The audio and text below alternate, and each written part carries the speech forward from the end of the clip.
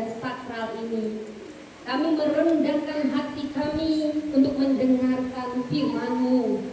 Ya Bapa, pakailah hamba-Mu ini sebagai alat-Mu untuk menjadi perpanjangan lidah-Mu menyampaikan hanya kebenaran firman Allah yang menjadi dasar kasih kedua anak-anak-Mu yang akan dinikahkan hari ini di momen yang sakral ini. Kami sehati berdoa, menyiapkan dan merendahkan hati kami di hadirat-Mu. Berfirman-Lah Tuhan, kami siapkan hati kami seperti tanah yang subur, dan kami bukan hanya pendengar, terutama menjadi pelaku firman-Mu. Dan kami juga sepakat saat ini mematahkan segala siasat, segala kuasa, segala keakuhan, benteng-benteng keakuhan manusia yang menolak kebenaran firman Allah dihancurkan, dipatahkan, dan kuasa darah Kristus menutup bungkus tempat ini dan kami semua, dan acara ini berlangsung dengan hikmat dan dipenuhi otoritas hadirat Allah. Di dalam nama Tuhan Yesus kami siap mendengar firman-Mu. Amin. Silakan duduk Bapak Ibu. Shalom. Shalom. Yahobu. Yahobu. Horas. Horas. Jadi ini paduan Nias Batak ya, saya Batak ya. Nanti kalau suami saya Jawa nanti datang apa ya, Nun Sewu gitu ya. Saya pernah sekolah di UGM, ketahuan juga deh kalau saya orang Batak. Nun Sewu ketahuan gitu ya, walaupun bilangnya bahasa Jawa. Kalau Yahobu agak-agak salah. Yahobu. Yahobu. Ini benar ya Pak ya? Ya. Yahobu ya. Ya ini terima kasih sebelumnya Mbak Marianto kesempatan untuk melayani. Ada dua sejoli saat ini. Jangan tegang-tegang kali mukanya. Ini calon pengantinnya kayak artis ya, namanya Epi April Ningsi Plastik dulu yang akan disunting pangeran yang sangat beruntung untuk selama-lamanya bernama Stefanius Giawa. Ini bacanya Giawa ya. Giawa. Ya, coba dulu saling bertatapan. Nah, ini sudah pasti ya, ini sudah diyakinkan tidak ada rekayasa di sini ya, sudah jelas ya. Sebenarnya setelah khotbah ini juga setelah mendengar khotbah saya masih bisa dibatalkan, masih ada kesempatan. Karena setelah memasuki ruang sakral tidak ada kata perceraian. Yakin ya? Baik Bapak Ibu, saya punya rahasia besar yang akan menjadi rahasia dari sahabat kita, baik itu saudara Stefanius dan juga Epi, dan juga buat kita yang namanya pernikahan. Tidak ada yang namanya belajarnya berhenti. Justru kita terus belajar. Mau kita menghadiri pernikahan, kita sendiri dikuatkan dalam rumah tangga kita. Baik Bapak Ibu, saya mengundang kerendahan hati Bapak Ibu untuk membuka firman Tuhan. Saya percaya Alkitab adalah firman Allah, dan saya ingin kita semua beresponsoria menghargai firman Allah yang menjadi kompas hidup kita. Baik, siap Bapak Ibu? Mari kita buka dari Efesus 5 ayat 21 sampai 33. Saya memakai terjemahan baru Bapak Ibu. Jadi kalaupun ada yang berbeda, langsung aja tetap ya. Saya ingin Bapak Ibu juga boleh memakai handphone suci. Saya ingin kita beresponsoria mendengar firman ini, karena firman akan menimbulkan iman kita. Iman timbul dari pendengaran akan firman Allah. Baik, saya mulai dari ayat 21, Efesus 5 ayat 21 sampai 33. Saya minta kerendahan hati Bapak Ibu membaca ayat selanjutnya. Setuju ya Bapak Ibu ya? Oke. Kasih Kristus adalah dasar hidup suami istri. Ayat 21, tunduklah seorang kepada yang lain di dalam takut akan Kristus. Silakan Bapak Ibu. Hai istri. Ayo Bapak Ibu, tidak ada yang bawa Alkitab, coba semua Alkitabnya dibawa. Saya tidak akan membawakan firman Tuhan kalau kita tidak menghargai firman Tuhan. Oke Bapak Ibu ya. Semua membaca firman Tuhan ini bukan hanya untuk yang menikah. Kita yang sudah menikah juga saya yakin firman ini akan menghidupkan kembali kemesraan dalam rumah tangga, penghormatan dalam rumah tangga. Sekali lagi saya undang kerendahan hatinya ayat yang ke-22. Saya ulangi ayat yang ke-21. Tunduklah seorang kepada yang lain di di dalam takut akan Kristus. Hai istri, tunduklah kepada suamimu seperti kepada Tuhan. Karena suami adalah kepala istri, sama seperti Kristus adalah kepala jemaat. Dialah yang menyelamatkan tubuh. Karena itu sebagaimana jemaat tunduk kepada Kristus, demikian jugalah istri kepada suami dalam segala sesuatu. Ayat 25, hai suami, kasihilah istrimu sebagaimana Kristus telah mengasihi jemaat dan telah menyerahkan dirinya baginya, Untuk menguduskannya sesudah ia menyucikannya dengan memandikannya dengan air dan firman.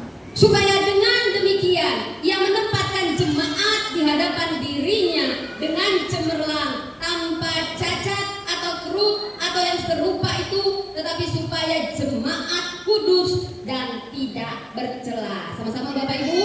Demikian juga suami harus mengasihi istrinya sama seperti tubuhnya sendiri. Siapa yang mengasihi istrinya mengasihi dirinya sendiri. Sebab tidak pernah orang membenci tubuhnya sendiri, tetapi memelihara dan merawatnya sama seperti Kristus terhadap jemaat. Silakan Bapak Ibu. Karena kita adalah anggota tubuhnya. Sebab itu laki-laki akan meninggalkan ayahnya dan ibunya dan bersatu dengan istrinya, sehingga keduanya itu menjadi satu daging. Rahasia ini besar, tetapi yang aku maksudkan ialah hubungan Kristus dan jemaat. Bagaimanapun juga bagi kamu masing-masing berlaku, kasihilah istrimu seperti dirimu sendiri, dan istri hendaklah menghormati suami. Saudara, dari ayat 32, rahasia ini besar, tetapi yang aku maksudkan ialah hubungan Kristus dan jemaat. Dan saat ini saudara, saya ingin membagikan rahasia besar yang menjadi rahasia bagi saudara kita yang akan melangsungkan momen sakral, baik itu saudara kita Stefanius dan Epi. Rahasia pernikahan adalah seperti hubungan Kristus dan jemaat. Saudara, ada 3 rahasia pernikahan yang saya sebut rahasia cinta yang kudus. Cinta yang kudus ini tidak hanya membuat rumah tangga yang akan dan juga mungkin menjadi evaluasi bagi kita semua yang sudah menikah, mau 20 tahun, mau 30 tahun, mau baru menikah. Saudara, firman Tuhan ini selalu relevan sepanjang masa. 3 rahasia ini yang akan memulihkan rumah tangga dan menyatukan tanpa ada yang namanya perceraian. Dan rahasia ini besar, yaitu hubungan Kristus dan jemaat. Saudara, rahasia yang pertama, apakah yang menjadi rahasia dalam pernikahan yang kudus? Cinta yang kudus. Yang pertama, Bapak Ibu, ini hanya 3 ya Bapak Ibu ya. Gak usah takut, gak akan lama-lama. Paling 30 menit, 3 rahasia, 3 aplikasi. Siap dan sini, ini bukan hanya untuk pengantin, ini untuk kita semua yang sudah menikah, semakin dikuatkan, api asmara semakin dibangkitkan. Tapi yang mau Bapak Ibu, ini rahasianya di firman Tuhan. Jadi kalau datang ke rumah pernikahan kita pun dikuatkan. Pertama, cinta yang rela menyerah dan menyangkal diri. Ini rahasia cinta yang kudus dalam pernikahan. Ayat 25, hai suami, kasihilah istrimu sebagaimana Kristus telah mengasihi jemaat dan telah menyerahkan dirinya baginya. Kristus menyerahkan diri bagi kita semua. Kristus yang adalah Tuhan rela jadi manusia, jadi tumbal untuk menebus dosa kita. Siapa sih kita ini? Kita ini hanya debu, tapi Tuhan pemilik semesta, Dia menyerahkan dirinya untuk kita. Ini gambaran cinta yang kudus dalam pernikahan. Ada pengorbanan pengorbanan. Ini bicara apa? Pengorbanan, penyangkalan diri. Tidak ada yang dominan dalam rumah tangga, tetapi satu sama lain mengalah karena mengasihi. Cinta yang kudus tidak menuntut, tapi menyerahkan. Saudara, sering sekali kita salah arti ya. Saya suami ya, hormati saya. Banyak bapak-bapak mungkin begini ya. Lalu istrinya, saya istri. Kamu nggak dengar? Kasihi istrimu seperti Kristus mengasihi jemaat. Mana bukti kasihmu? Semua saling menuntut. Saya kepala, tunduk kamu istri. Saya memang istri, kasihi saya suami. Ini apakah betul hanya suami yang dihormati? Apakah betul hanya suami, hanya istri yang dikasihi? Saudara, kuncinya di ayat 21. Tundukkanlah seorang kepada yang lain di dalam takut akan Kristus. Banyak yang salah kaprah. Memang betul suami adalah kepala yang harus dihormati. Tapi berdasarkan firman Tuhan, suami istri saling menghormati. Bukan berarti hanya suami yang berkorban dalam rumah tangga. Suami istri saling berkorban, saling menyangkal diri dalam rumah tangga. Saudara, ini yang khususnya kalau yang sudah melewati, wah mungkin kalau waktu ngejar-ngejar, wah apapun dilakukan ya saudara ya. Sama lah kita ya para kaum perempuan, wah saya dulu jual mahal sama suami saya. Siapa Anda ketika usianya 20? Sampai usia 30 saya pun agak menyerah, siapapun begitu ya. Tapi sedikit jual mahal. Suami saya apapun dilakukannya untuk mendapatkan saya. Dan setelah mendapatkan saya, dia seperti merasa sudah menang, sudah berakhir. Saudara, rumah tangga bukan hanya sekedar itu. Rahasia cinta yang kudus seperti hubungan Kristus dan jemaat. Dalam rumah tangga tidak ada yang dominan. Bukan hanya istri yang harus menghormati, bukan hanya suami yang harus berkorban, tapi keduanya. Karena rumah tangga dasarnya Kristus, keduanya saling tunduk dalam kasih Kristus. Ini yang pertama. Saya orang Batak, saudara, suami saya orang Jawa. Kalau ini mah selamat, Anda tidak perlu melewati badai-badai yang sangat sukar dilewati. Saya orang Batak, kudu poin, tembak langsung, tembak langsung, tembak langsung. Tapi kalau suami saya sudah jowo, raton saudara, ngomong aja dia, mama, dia masih ngomong mama, pokoknya dia 5 kata, saya 50 kata. Dia masih memikirkan, saya sudah bertindak saudara. Saking cepatnya saudara. Ada banyak hal yang perlu digarap antara saya dan suami saya. Happy dan juga Stefanius, boleh saya tahu sudah berapa lama saling mengenal? 3 tahun. 3 tahun selamat. Berarti sudah tidak terlalu lama, tidak terlalu cepat. Cukup lah ya. Nah, bisa dipastikan lagi ya, setelah khotbah ini masih ada kesempatan sebelum masuk momen sakral. Saya mau katakan, walaupun sama-sama sukunya saudara, tapi dalam pernikahan akan ada banyak perbedaan. Dan biasanya yang jadi itu saudara ya, bukan yang sama-sama kalem, biasanya yang kalem. Saya nggak bilang ini rata-rata, tapi ada juga kok sama-sama kolerik dengan kolerik itu dominan ya. Ada yang seperti itu. Nah, jadi di sini kunci yang pertama adalah menyerah. Menyerah bukan berarti kalah. Karena Anda kalah baru Anda menyerah. Dalam rumah tangga, mau Anda menang, mau Anda kalah, gak ada yang menang, gak ada yang kalah. Oh, saya yang benar, akan saya tunjukkan firman Tuhan. Apalagi saya saudara, kalau berantem, amunisi saya lebih banyak daripada suami saya. Mama, lagi dia ngomong, pokoknya saya sudah punya banyak amunisi untuk menjawabnya.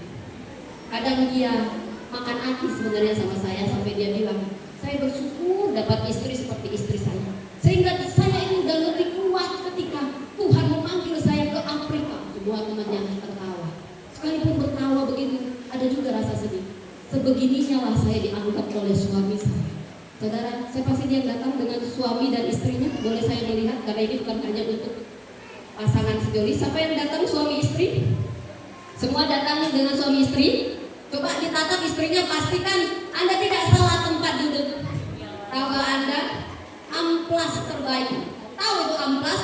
Saya suka ngecat, saudara. Demi penghematan saya yang ngecat dinding di rumah, saudara ya. Ini jadi bukan hanya laki-laki yang berkorban ya, saudara. Perempuan juga harus bisa berkorban karena saling dalam rumah tangga. Itu amplas. Beda kalau kita ngecat dinding, ngecat ayunan, yang diamplas dengan yang tidak diamplas, hasilnya beda kalau dicat.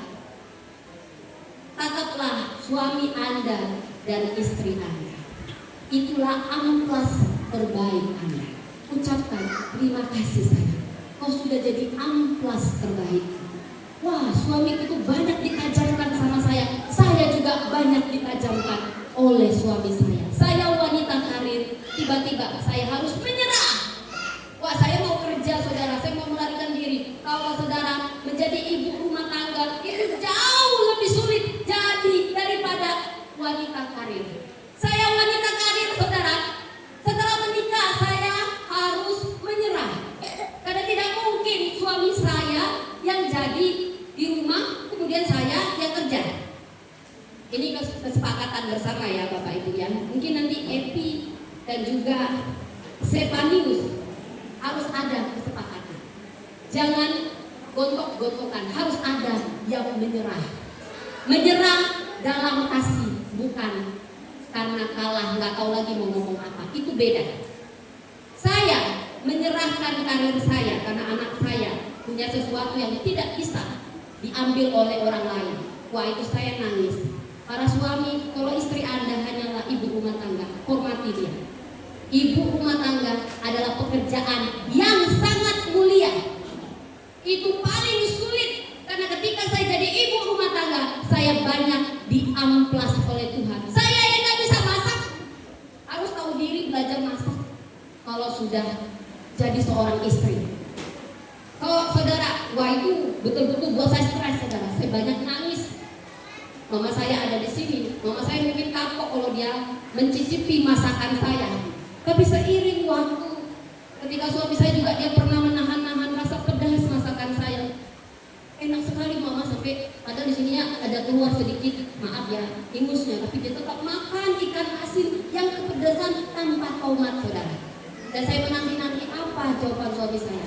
Dia selalu bilang enak. Sampai ada yang keceplos bilang pedas banget ini kok nggak ada tomatnya saudara. Saya banyak menangis saudara. Yang biasa saya terbang rapat pakai baju blazer, wow cakep banget, jadi ibu rumah tangga. Karena kalau babysitter mahal saudara, punya pembantu mahal saudara. Kita suami istri harus ada menteri keuangan, dan itu biasanya istri. Dan saya memilih, wah ini nggak bisa ini begini. Karena lebih mahal gaji pembantu daripada nanti kalau diteruskan. Dan itu yang membentuk saya. Saya nangis aja. Tiba-tiba saya nangis, saya lihat artis kok bisa ya. Dia itu kan nikah juga kayak saya, punya anak kayak saya. Kok dia tetap cantik, saya begini, saya gembel.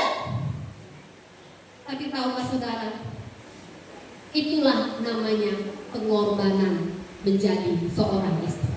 Epi dan juga Stepanis dalam pernikahan ada nanti istilah yang dikenal. Di balik suami yang sukses ada istri yang luar biasa mendukung. Tapi ada juga pernyataan yang sedikit dipelesetin.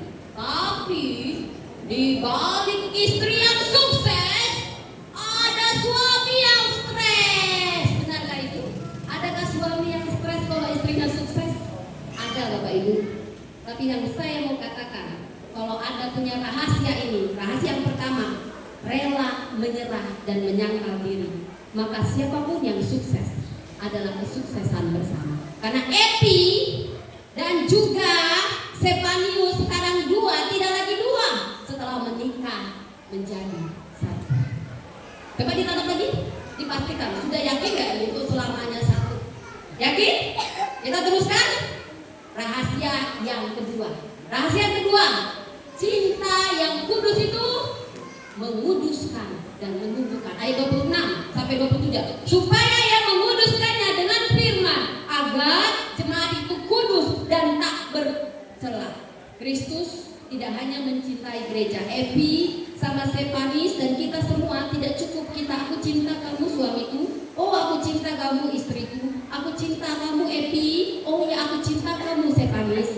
tidak cukup hanya itu.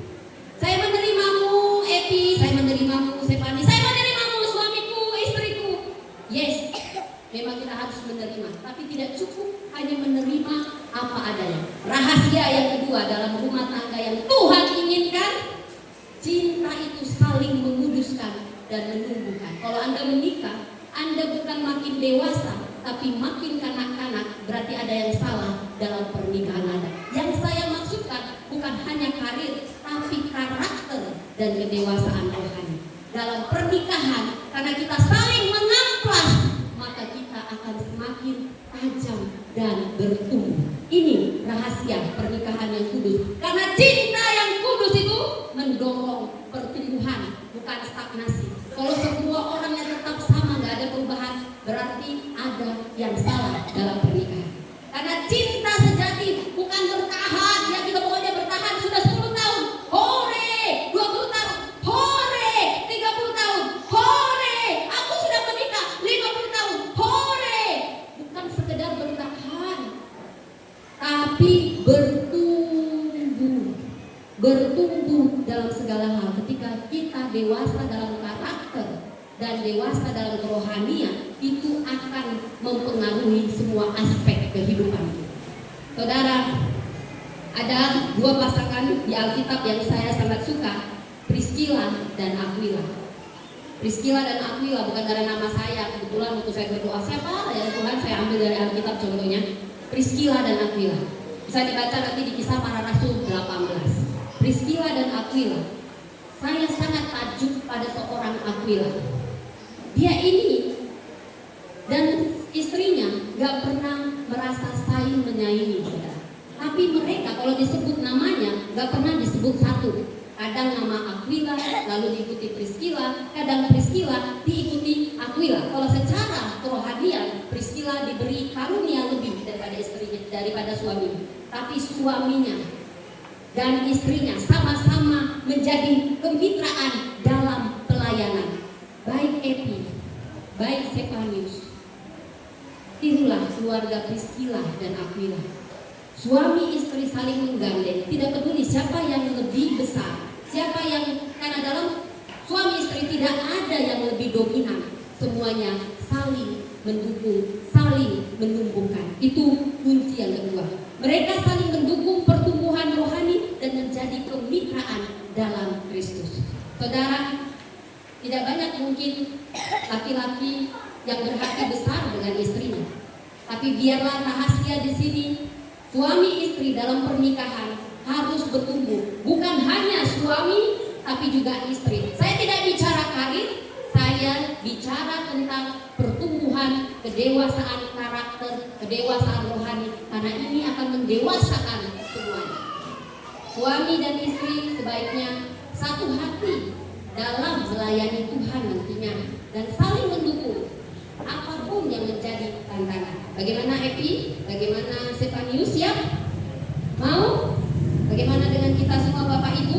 Apakah kita sudah melihat apakah istri kita bertumbuh, suami kita bertumbuh? Jangan sampai dia mengalami kemunduran, berarti ada sesuatu yang salah. Yang ketiga, yang terakhir Bapak Ibu. Yang terakhir, apa kunci rahasia pernikahan yang kudus? Yang pertama tadi saling menyerah dan menyangkal, lalu saling menumbuhkan, dan yang terakhir saudara, cinta yang kudus adalah cinta yang menyatukan sebagai satu tubuh. Kita satu tubuh. Keduanya menjadi satu daging, kata ayat 21. Ayat 28. Demikian juga suami harus mengasihi istrinya sama seperti tubuhnya sendiri. Cinta yang kudus itu menyatukan dua pribadi. Jadi bukan hanya nanti oke, ore, ada teman satu ranjang, hore, kami sudah satu rumah. Cinta yang kudus bukan hanya menyatukan fisik, tapi lebih lagi menyatukan emosi, menyatukan visi, menyatukan iman. Imannya harus sama sehati saudara. Bukan hanya keromantisan saudara yang dibina, tapi kesatuan spiritual. Cinta yang kudus bukan sekedar sama ke sana, sama ke sini, tapi benar-benar jadi satu daging. Saudara, ada seorang motivator yang tidak punya tangan, tidak punya kaki, siapa yang tahu namanya? Nick Vujicic. Pernah tahu ya? Gak ada tangannya, gak ada kakinya, berkali-kali mau bunuh diri sampai Tuhan memanggil dia, memulihkan dia. Kalau tak ada, kalau saya bisa ada layarnya, dia punya istri cakep sekali saudara, cantik. Wow, maaf ya, amin jangan baik. Gak ada tangan, gak ada kaki, tapi Tuhan itu begitu baik. Dia diberi istri itu yang cantik sekali dan punya anak 4, semuanya cantik, semuanya perfect. Kalau dipikir-pikir ini istri kok mau ya, gak ada tangan, gak ada kaki. Begitulah kalau sudah disatukan, maka keterbatasan apapun tidak lagi ditata, karena kita lebih menyatu kepada satu iman, satu visi, satu panggilan. Saudara, itu seperti main musik, tapi di sini satu musik aja ya. Coba kalau piano sama biola, saudara ya, saling gontok-gontokan ini, bunyi biolanya, bunyi musik pianonya. Ini mana ini? Ini dua yang berbeda, tapi dua-duanya nggak ada yang mau ngalah. Gak nyatu. Nanti kita lempar langsung, hentikan musiknya. Apa ini nyanyi biola ini, piano ini? Tapi saat mereka menjadi satu, walaupun berbeda, yang satu biola, yang satu piano, kadang yang biola menahan diri, lalu piano masuk, lalu biola masuk, jadilah harmoni yang indah. Demikian juga kalian akan memasuki bahtera rumah tangga. Seperti bahtera, kalian ini akan siap-siap mendayung perahu, seperti perahu yang didayung, saudara. Kalau kalian berantem, aku mau ke sana, aku mau ke sini, pokoknya perahunya, ya udah mau ke sana, ya udah mau ke sini, didayung ke sana, didayung ke sini, habis waktu, habis tenaga, habis energi, kapalnya nggak kemana-mana, kapalnya rusak. Itulah kalau kita tidak satu. Tapi rahasia yang ketiga, cinta yang sejati itu menyatukan bukan hanya tubuh, tapi satu dalam tujuan pertama. Istri mendukung suami, suami juga mendukung istri. Tujuan kalian nggak boleh beda. Nanti seperti naik perahu, satu dayung sana, satu dayung sini, nggak sampai-sampai energi habis, waktu habis, perahunya rusak. Bagaimana Epi dan juga Stefanius siap untuk satu? Bagaimana kita semua Bapak Ibu siap? Mungkin ada yang tidak sehati selama ini. Mari kita satukan lagi. Pernikahan ini bukan hanya untuk mereka, tapi juga mengingatkan kita semua. Hanya tiga hal yang harus saya bagikan sebagai kekuatan untuk bisa melakukan ini. Pertama, komunikasi. Nanti dalam pernikahan jangan sampai tidak ada komunikasi suami istri. Mungkin kita di sini sudah ada yang diam-diaman. Apakah di sini ada yang diam-diaman dengan istrinya, dengan suaminya? Saudara, komunikasi kunci yang penting dalam pernikahan. Kenapa? Karena perkataan kita bisa membangun rumah tangga, tapi juga perkataan kita bisa menghancurkan rumah tangga. Jangan kita baik sama istri orang, suami orang. Kalau salah kita bilang maaf, tapi sama istri sendiri kita nggak pernah bilang maaf. Sama orang kita bilang terima kasih, padahal yang dikasih hanya sekedar. Tapi sama istri, sama suami kita lupa bilang terima kasih. Ada 3 kata ajaib, itu juga sangat diperlukan dalam rumah tangga Anda. Maaf, jangan pernah bilang lupa minta maaf. Mau Anda suami kalau Anda salah, minta maaf sama istri. Mau Anda istri kalau Anda salah, minta maaf sama suami. Lalu ucapkan terima kasih, walau yang dikasih hanya secangkir kopi. Jangan lupa mengucapkan terima kasih, maaf, minta tolong. Itu juga sangat bermakna dalam rumah tangga. Bukan hanya di kantor, bukan hanya di tempat umum, tapi di rumah tangga. Jangan pernah ucapkan kata kasar. Tahukah saudara, perkataan menghidupkan. Jangan pernah ucapkan kata cerai. Saya pernah melakukannya, tapi saya langsung minta ampun. Mungkin kita pernah melakukannya karena perkataan kita adalah taburan. Mungkin belum sekarang. Itu seperti benih tanaman yang kita taburkan, dia bisa tumbuh besok atau lusa. Tapi setelah kita minta maaf, minta ampun, itu ditutup. Saya mau katakan jangan pernah ada perkataan kotor. Dan saya ingin menekankan bagi kita semua dalam keluarga penting komunikasi. Saudara, kenapa kita diberi 2 telinga dan 1 mulut? Komunikasi itu juga mendengar 2 kali sebelum berbicara.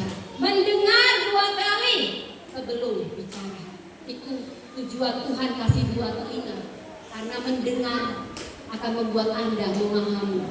Jangan berbicara sebelum Anda mendengar. Mendengar akan membuat kita mengerti. Dan perkataan yang tepat waktu itu seperti memeluk walaupun tidak terlihat, dan sebaliknya perkataan yang kasar saudara itu seperti peluru yang menyakitkan kita sendiri, yang bisa menghancurkan atau yang menguatkan rumah tangga kita lewat perkataan. Dan yang kedua, ini kekuatan.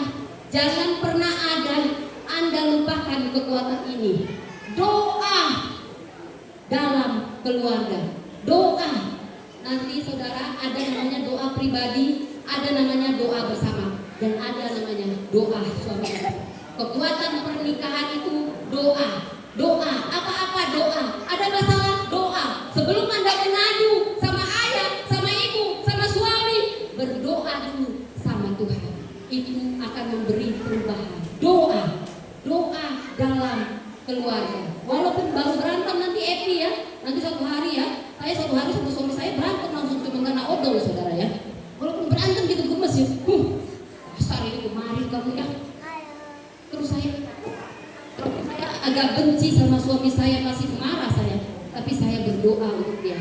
Doakan dia, walau tadi dia menyakitimu, doakan dia, walaupun kamu yang tadi menyakiti dia. Doa itu mengubah banyak segala sesuatu. Tahukah Anda, keluarga yang bertahan itu adalah keluarga yang berdoa.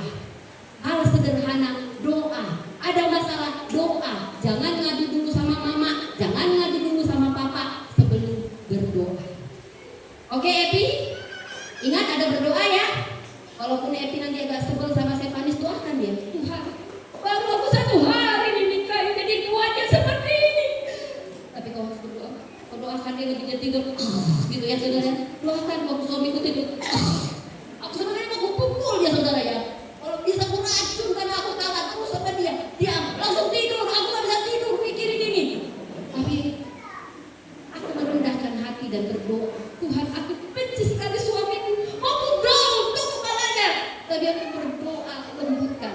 Mungkin Anda juga, ya si Epi nonton sinetron aja. Mama buatin aku kopi. Asik, tunggulah papa, tunggulah. Asik nonton dia drama Korea. Berdoa.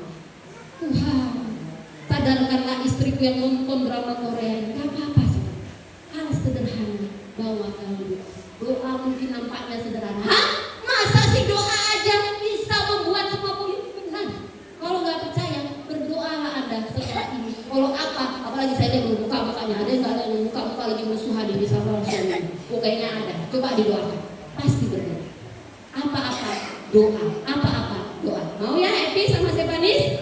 Ya, nanti ini ada bentuk-bentukan yang saling mengamplas ini. Besi menajamkan besi. Sudah siap? Masih bisa batal ini sekarang. Coba dilihat lagi. Sudah siap Pak ini? Ini selamanya loh. Nanti kalau sudah diteguhkan nggak boleh lagi. Benar ya? Apa-apa doa. Ini rahasia. Ini caranya yang mempraktekkan supaya yang tadi itu gol selamanya. Dan yang ketiga saudara, rahasianya yang terakhir sebelum kita berdoa, pertama tadi komunikasi, jangan ada diam-diaman. Perceraian bukan hanya karena perselingkuhan saudara, tapi juga karena komunikasi yang buruk. Memang kadang kita perlu berdoa, kadang perlu berdiam, tapi perlu mengkomunikasikan dengan baik. Berdoa dulu, lalu komunikasikan. Oke? Nah itu saja Bapak Ibu. Yang ketiga, beri ruang bertumbuh, bukan menuntut. Jangan nuntut-nuntut aja. Cinta kudus bukan mengikat, tapi membebaskan untuk bertumbuh. Epi bertumbuh, Stefanis bertumbuh, kita suami bertumbuh, kita istri bertumbuh. Bertumbuh dalam kasih Kristus. Filipi 1 ayat 6. Ia yang memulai pekerjaan yang baik dalam kamu akan meneruskannya. Amin, amin Bapak Ibu. Mari kita bersatu dalam doa. Bapak Surgawi, terima kasih untuk firman yang luar biasa ini. Kami dievaluasi, kami yang sudah menikah, dan saudara kami baik Epi dan Stefanis. Mereka dipersiapkan memasuki bahtera rumah tangga. Biar Engkau yang menjadi pusatnya. Biar mereka sama-sama memiliki cinta yang kudus, di mana mereka saling menyerah dalam kasih, menyangkal diri, saling memberi ruang bertumbuh, dan juga saling bersatu dalam satu visi di dalam Engkau. Kuatkan mereka agar mereka punya komunikasi yang baik, doa yang kuat antara satu sama lain, dan juga mereka sama-sama bertumbuh. Terima kasih Tuhan, demikian juga kami semua. Biar kami menjadi pelaku firman-Mu, Kau yang memulihkan setiap pernikahan, dan Kau yang juga memberi anggur yang baru bagi setiap orang di tempat ini. Di dalam nama Tuhan Yesus kami berdoa. Amin.